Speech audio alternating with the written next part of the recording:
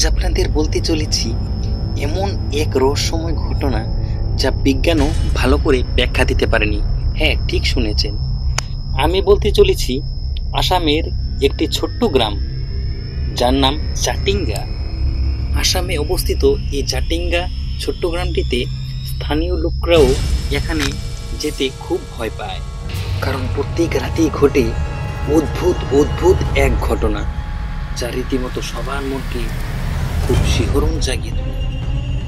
আসামের ছোট্ট একটি গ্রাম জাটিঙ্গা সেপ্টেম্বর থেকে নভেম্বর মাসে প্রায় প্রতি রাতেই ঘটে এক অদ্ভুত ঘটনা। শত শত পাখি অনিয়ন্ত্রিতভাবে মাথা নিচু করে ডুবিয়ে নিচের দিকে আছড়ে পড়ে মারা যায়।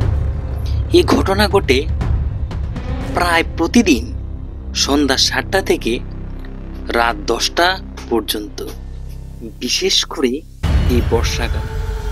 বিজ্ঞানীরা কেউই এর স্পষ্ট ব্যাখ্যা করতে পারে।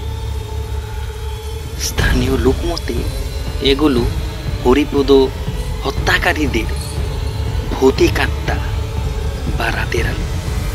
যদিও বিজ্ঞানীরা বলেছেন হঠাৎ আবহাওয়া, স্থলচুম্বিতা ও পাখিদের অনৈচ্ছিক উড়ান এই ঘটনার সমন্বয়ে তৈরি হয়, তবুও রহস্য এখনো অমোচনীয়। অধিকাংশ মানুষ ভারতীয় ভূভাগে এই সত্য ঘটনা সম্পর্কে অজ্ঞাত, কারণ মিডিয়াতে বা বাষ্পে অনেক আলোচনায় আসে না।